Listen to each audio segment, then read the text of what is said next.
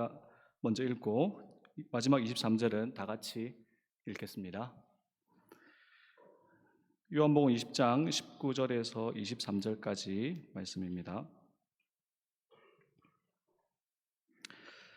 이날 곧 안식 후 첫날 저녁 때에 제자들이 유대인들을 두려워하여 모인 곳에 문들을 닫았더니 예수께서 오사 가운데 서서 이르시되 너희에게 평강이 있을지어다.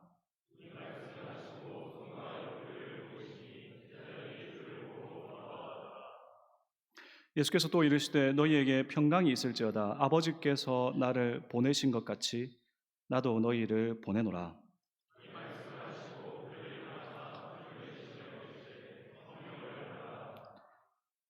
같이 읽겠습니다. 너희가 누구의 죄든지 사하면 사하여질 것이요 누구의 죄든지 그대로 두면 그대로 있으리라 하시니라. 아멘. 예. 요한복음 20장 본문을 선택하였습니다. 이 본문을 선택한 이유가 세 가지입니다. 첫째는 12월 5일 수요일 날 권혜생 교수님의 설교에 은혜를 받았기 때문입니다. 때로는 당당하게, 때로는 겸손하게, 바울이 대든다 하더라도 베드로가 잘 인내하였다. 겸손하게 맞아주었다. 베드로에 해당하는 권혜생 교수님이시고 저는 바울에 해당하지 않지만 후배가 요한복음을 설교한다 한다 하더라도 겸손하게 잘 가르쳐 주실 거라고 믿었기 때문에 다시 요한복음을 선택할 용기를 얻었습니다. 약간의 위트고요. 미안합니다. 주된 이유는 두 가지입니다. 하나는 시기적으로 적절하기 때문입니다. 지금 저희는 교회력을 따라서 부활절을 지나 승천일로 갑니다. 우리는 승천일을 기념하진 않습니다만 사실 승천일도 우리가 기념해야 하는 교회력 중에 하나이지요. 예수님께서 승천하신 날. 우리는 부활주의를 지났고 이제 승천일을 향해 가고 있습니다. 지금 이 본문 요한복음 20장의 이 본문은 바로 이 시점에 가장 적절한 본문입니다. 비록 오늘 읽은 본문을 보면 부활절 그날 아침에는 막달라 마리아를 만나셨고 저녁에는 이 제자들을 만나셨습니다만 그래서 부활절 그날입니다만 그러나 요한복음에는 부활날과 승천이 아주 긴밀하게 연결되어 있어서 거의 오버랩되고 있습니다. 그러니 이 본문은 부활과도 관계되어 있지만 요한복음에서는 승천과도 관련되어 있습니다. 그러니 부활절을 지나 승천을 향해 가는 우리가 묵상할 수 있는 시기에 적절한 본문입니다. 두 번째로 이 본문을 선택한 것은 내용의 적절함입니다. 오늘 본문에서는 보내는 분과 보냄을 받는 한 무리가 등장합니다. 보내는 분 예수님과 보냄을 받는 제자들입니다. 보내는 분이 보냄을 받는 자들을 임명하고 파송하고 계십니다. 저는 이 장면에서 우리가 누구인지를 발견할 수 있다고 생각합니다. 보내는 분이신 예수 그리스도와 보냄을 받는 우리 사이의 관계입니다. 시기적으로도 적절하고 내용적으로 적절한 이 본문 말씀을 통해서 주께서 우리에게 주시는 교훈을 얻는 시간이 되기를 바랍니다. 본문은 예수님께서 부활하신 그날 저녁에 일어난 일을 기록하고 있습니다. 제자들은 예루살렘 성 모처에 모였습니다. 이곳이 어디인지를 사도 요한이 제대로 구체적으로 말해주고 있진 않습니다만 아마도 예수님께서 제자들과 마지막 식사를 하신 동일한 장소로 충분히 볼 수 있을 것입니다. 또한 여기에 모인 제자들이 몇 명이었으며 이 제자들이 구체적으로 누구인지를 밝혀주고 있지는 않습니다. 이것과 관련하여 주석가들의 많은 논의가 있습니다. 그러나 본문은 예수님을 따르던 많은 사람들을 제자들이라는 무리 안에서 배제하고 있지는 않습니다만 그럼에도 불구하고 본문은 그들 중에도 특히 12 제자들에게 그 묘사의 중심을 두고 있는 것으로 보입니다. 이것은 20장 24절에서 25절을 볼 때 알 수 있습니다. 우리가 23절까지 읽었지만 24절과 25절을 한번 보시겠습니다. 12 제자 중에 하나로서 디두모라 불리는 도마는 예수께서 오셨을 때에 함께 있지 아니한지라 다른 제자들이 그에게 이르되. 이 구절로 19절에서 23절 우리가 읽었던 본문과 24절 이후의 내용이 긴밀하게 연결되고 있습니다. 이때 사도 요한은 적어도 제가 보기엔 의도적으로 12제자라는 단어를 언급해 주고 있습니다. 이것은 아마도 독자로 하여금 오늘 본문과 이어지는 기록에서 예수님의 무수한 제자들 중에서도 그래도 특정하여 12제자들을 그 중심에 두고 이 본문을 이해하도록 하는 장치로 보입니다. 이러한 이해는 다른 복음서들의 내용을 고려할 때도 타당합니다. 예수님은 부활 이후에 많은 사람들을 만나셨고 그들에게 나타나서 보이셨습니다. 그러나 모든 복음서들이 동일하게 특별히 12제자들에게 예수님께서 나타나시고 그들에게 사명을 위임하셨다는 기록을 하고 있습니다. 다른 복음서들의 기록과 요한복음 20장 24절에서 25절에 12제자라는 단어가 언급되고 있는 것을 볼 때 오늘 본문에서는 예수님을 따르는 다른 사람들을 배제하고 있는 것은 아니지만 그럼에도 불구하고 12제자들을 중심으로 이 이야기가 진행되고 있다고 보는 것이 좋을 듯합니다. 하여 예수님은 부활하신 그날 저녁에, 부활하신 아침에는 막달라 마리아를 만나셨고 그날 저녁에 마지막 만찬을 나누셨던 동일한 장소에서 특히 12명의 제자들, 엄밀히 말하면 가룟 유다는 죽었고 지금 현장에 도마는 없기 때문에 10명의 제자들을 만나신 것으로 보입니다. 이때 제자들은 유대인들을 두려워하고 있었다고 기록되어 있습니다. 이 두려움은 아마 죽음에 대한 공포였을 것입니다. 아주 두려움 가운데, 공포 가운데 있습니다. 그들의 스승은 이미 죽었습니다. 동일한 일이 자신들에게도 일어날 수 있습니다. 유대인들의 핍박과 죽음에 대한 공포가 제자들을 사로잡고 있습니다. 그도 그럴 것이 요한복음 18장 19절에 대제사장이 예수에게 그의 제자들과 그의 교훈에 대하여 물었습니다. 대제사장은 예수님의 가르침만 물은 것이 아니라 너의 제자들이 누구냐고 물었습니다. 대제사장이 제자들을 노리고 있었다는 것을 함의하는 바가 아닌가 싶습니다. 제자들의 공포는 그들의 행동으로 고스란히 드러납니다. 한 곳에 모였습니다. 흩어져 있기에 두려웠습니다. 그리고 모인 곳에 문들을 닫았습니다. 이때 닫은 것은 그저 문을 닫았다기보다는 걸어 잠근 것으로 보입니다. 곧 들이닥칠지 모르는 유대인들로부터 자신들을 그래도 보호하려고 한 곳에 모여 문을 단단히 걸어 잠궜습니다. 이들이 모여있는 공간은 두려움과 공포가 지배합니다. 이때 그곳에 부활하신 예수님께서 나타나셨습니다. 그리고 그들에게 평강을 주십니다. 19절 예수께서 오사 가운데 서서 이르시되 너희에게 평강이 있을지어다. 21절에 다시 한 번 더 예수께서 또 이르시되 너희에게 평강이 있을지어다. 이 평강은 권 교수님의 주석을 따르자면 예수님께서 약속하셨던 바를 이루시는 장면입니다.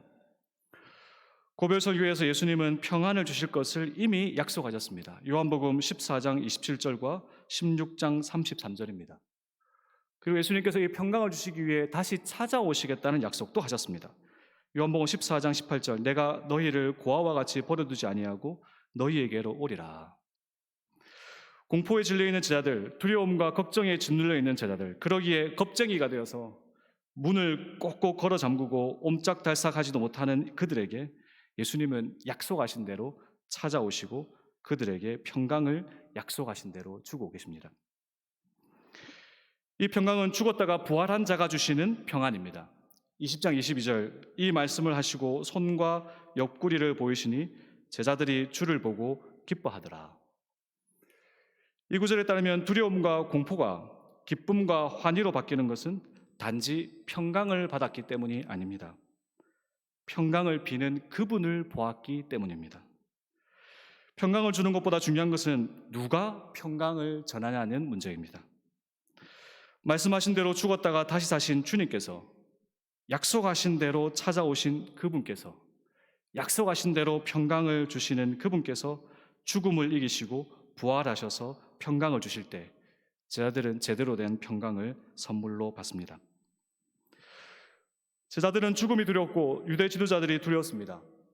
그들의 선생님이신 그리스도는 죽으셨고 하여 그의 모든 가르침과 행하신 일들은 그분의 죽음으로 문자 그대로 무의미해졌습니다. 이들에게 남아있는 것은 두려움과 공포뿐이었습니다. 그러나 죽으신 분이 부활하셨으니 이들에게는 이제 죽음도 두렵지 않습니다. 또한 죽으신 분이 부활하셨으니 그분의 가르침과 행적은 모두 이제 진리가 진리 이미 확인되었습니다. 죽으셨으나 부활하신 주님께서 평강을 주시니 죽으셨으나 부활하신 주님께서 평강을 주시니 제자들의 마음이 이제 두려움과 공포가 아니라 평강과 기쁨으로 가득 차게 되었습니다.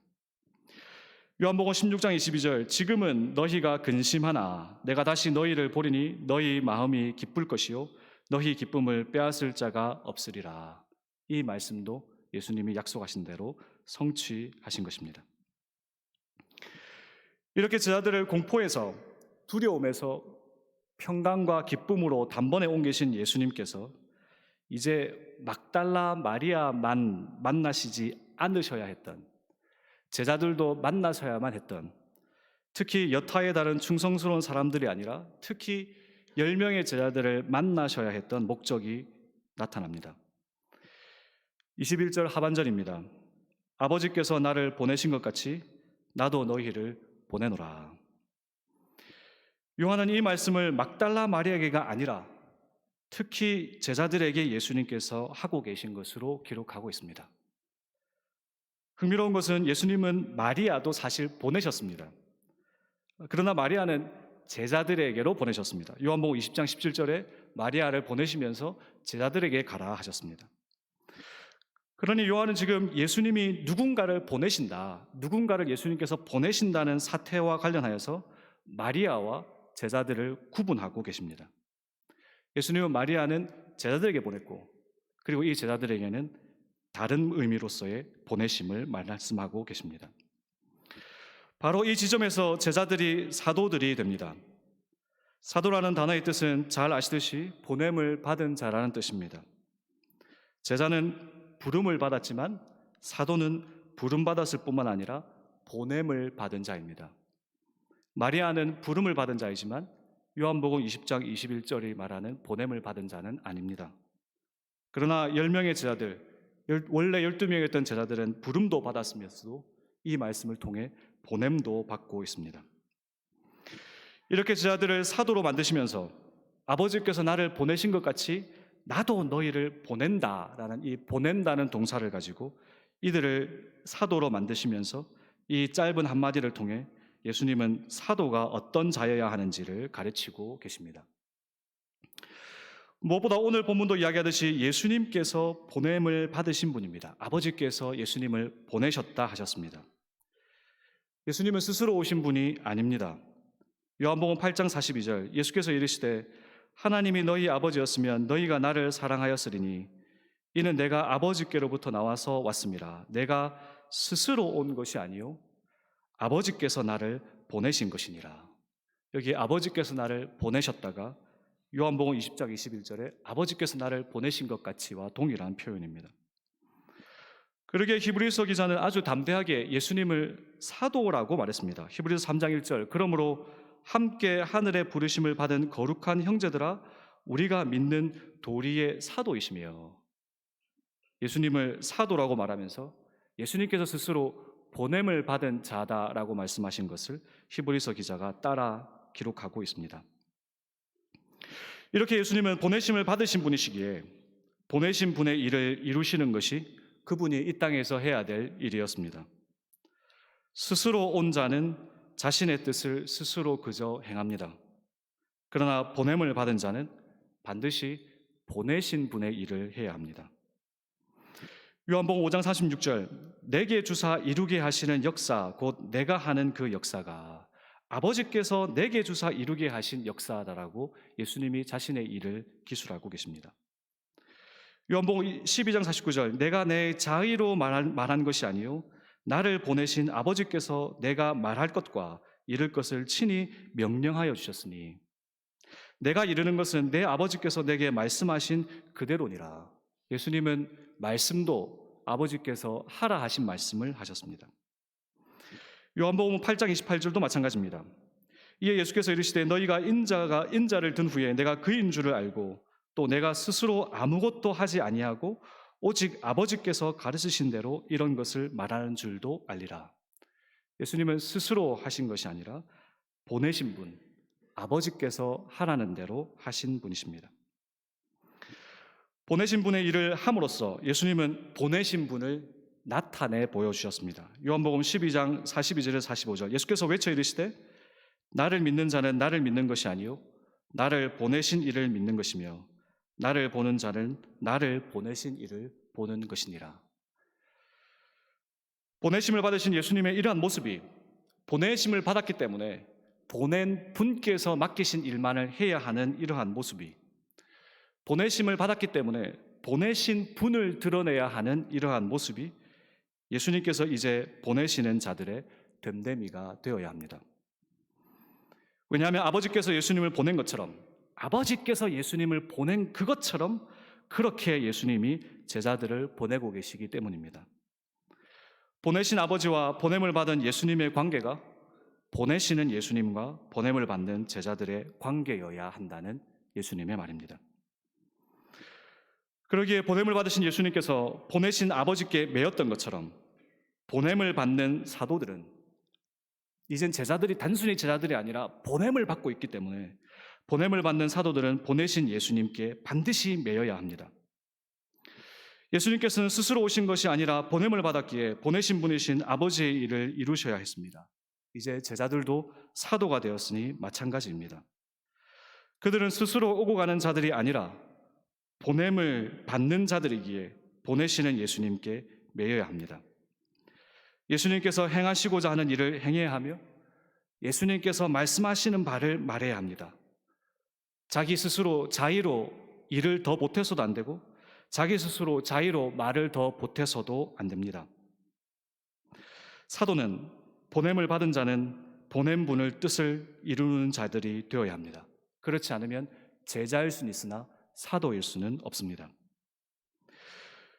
제자들을 보냄을 받는 사도로 만드시면서 예수님은 이제 그들에게 구체적인 뜻을 알려주십니다. 예수님이 원하시는 뜻, 그들이 행하기를 원하시는 뜻을 구체적으로 알려주셨습니다. 오늘 읽은 마지막 본문 23절입니다. 너희가 누구의 죄든지 사하면 사하여질 것이요 누구의 죄든지 그대로 두면 그대로 있으리라 하시니라. 제자들이 사도로서 받은 임무는 죄 사함과 관련된 임무입니다. 사실 이 구절에 대한 주석적인 문제도 상당히 방대합니다. 주경하는 학자들마다 여기에서 말하는 죄 사함과 이 행위가 정확하게 무엇인지에 대하여 다양한 의견이 있습니다. 그러나 그 중에 가장 중요한 것은 예수 그리스도에 대한 복음을 전파하는 것으로 보입니다. 예수님께서 이미 요한복음 3장 18절에서 19절에 예수님을 전하는 복음의 전파와 그것을 믿는 믿음이 죄의 문제와 관련되어 있음을 말씀해 주셨습니다. 요한복음 3장 18절에 19절 그를 믿는 자는 심판을 받지 아니하는 것이요 믿지 아니하는 자는 하나님의 독생자의 이름을 믿지 아니함으로써 벌써 심판을 받은 것이니라. 그 정죄는 이것이니 곧 빛이 세상에 왔을 때 사람들이 자기 행위가 악함으로 빛보다 어둠을 더 사랑한 것이니라. 예수 그리스도에 대한 복음을 전할 때 그리스도께서 유일한 우리의 구원의 길이요 진리요 생명임을 전할 때 그 복음은 죄사함을 받는 자와 죄사함을 받지 못한 자를 나누게 됩니다. 복음을 믿고 회개하는 자들은 죄사함을 받을 것이요 복음을 듣지만 믿지 않고 회개하지 않는 자들은 당연히 죄사함을 받지 못합니다. 믿음과 회개를 일으키는 예수 그리스도에 대한 복음을 전함으로써 제자들은 그 복음을 믿고 회개하는 자들에게는 하나님에 의한 죄의 용서를 받도록 하는 노릇을 할 것이요 그렇지 않는 자들에게는 죄가 그대로 있게 되는 노릇을 할 것입니다.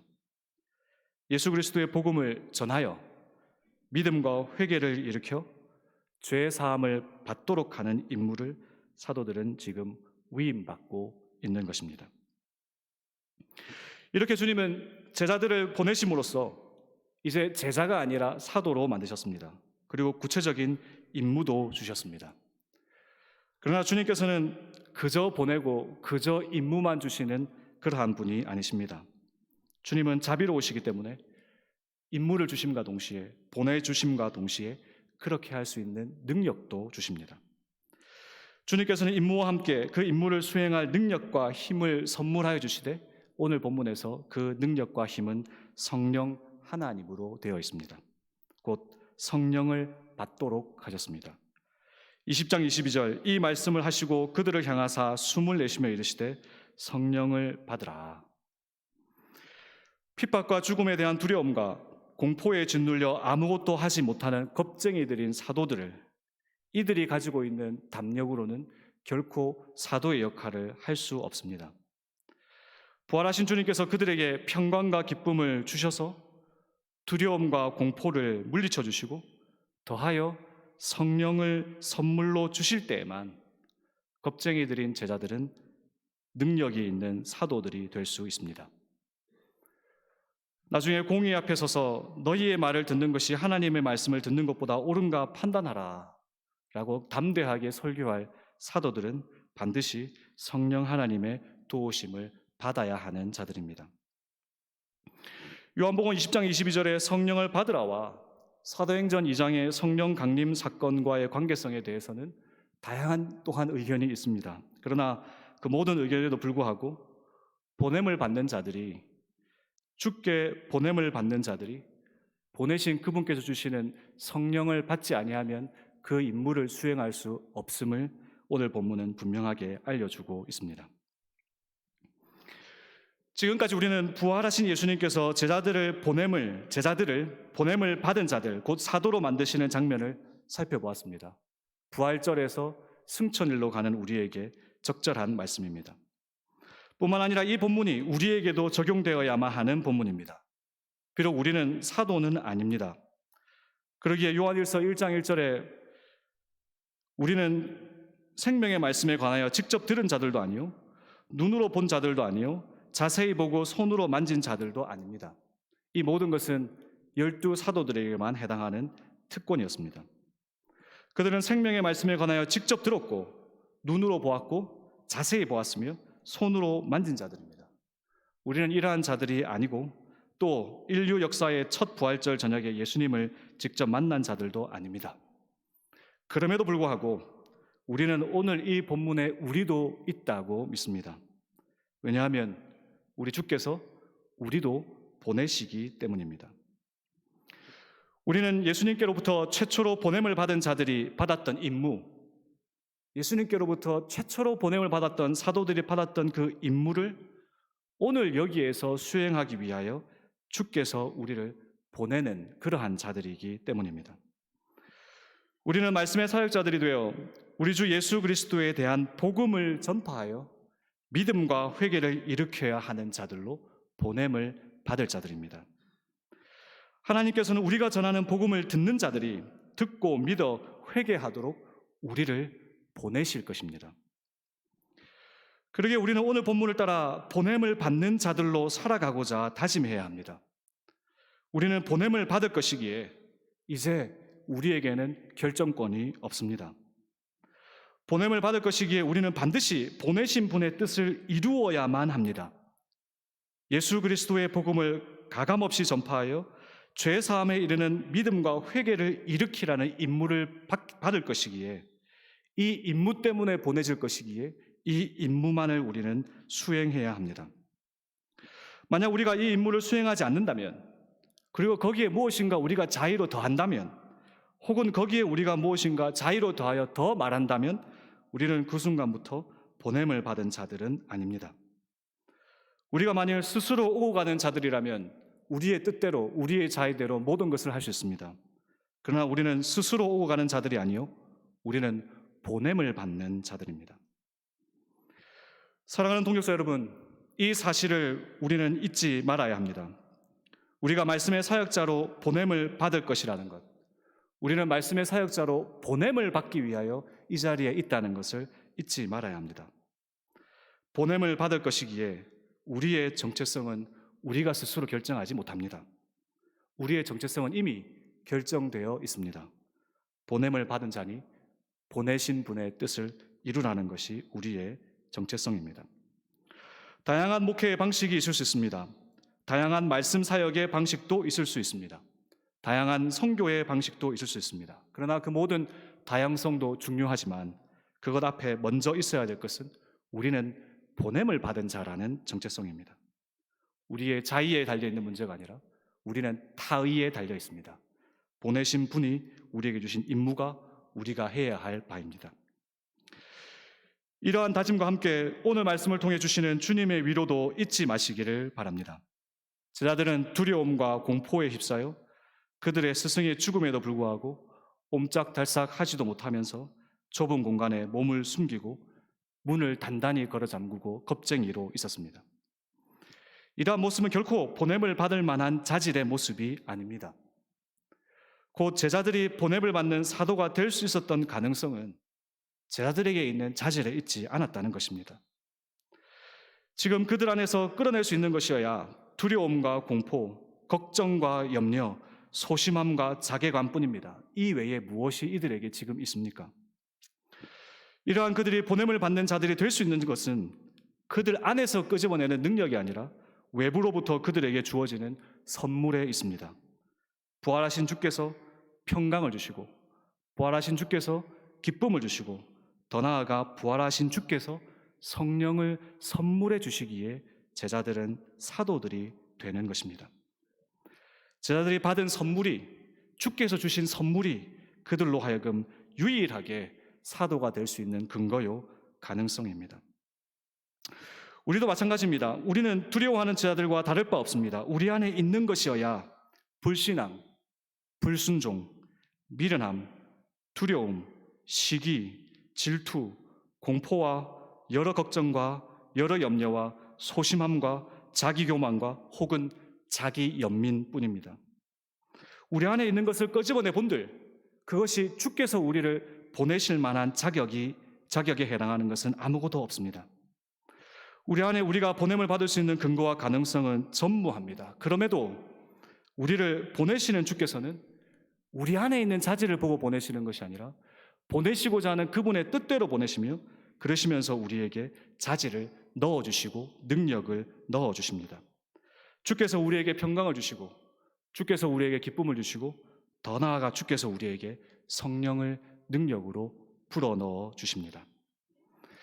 보냄을 받기 위해 여기 모인 여러분, 우리 모두 용기를 가질 수 있습니다. 우리는 아무것도 가진 것이 없지만 주께서 우리를 보내시고자 여기에 모으셨고 주께서는 우리에게 선물을 가득 주셔서 보내실 것입니다.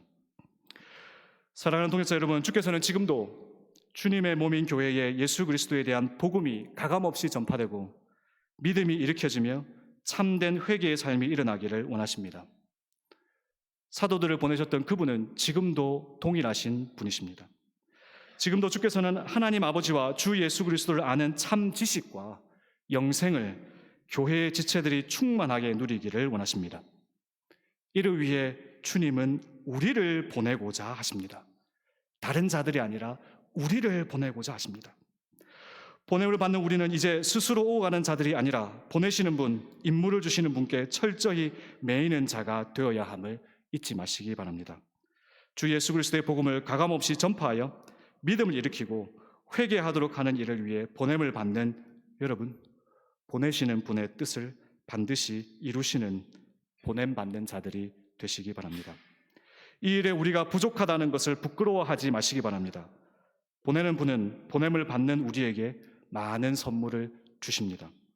우리의 가능성을, 우리 안에 있는 자질을 보고 우리를 선택하신 것이 아닙니다. 주께서 우리에게 평강을 주시고 기쁨을 주시며 더욱이 선물로 주어진 성령 하나님께서 우리를 든든히 도와 주께서 맡겨주시는 이 일, 주께서 보내주시는 이 일을 능히 감당할 수 있도록 주님이 우리를 채워주실 것입니다. 자기 자신 안에 있는 두려움과 공포와 염려와 걱정과 자기 연민과 자기 교만이 아니라 보내는 분께서 우리에게 가득 채워주시는 선물로 단단히 채비하셔서 맡은 바 임무를 잘 감당하는 저와 여러분이 되기를 주님의 이름으로 간절히 바랍니다. 함께 찬송가 170장 찬송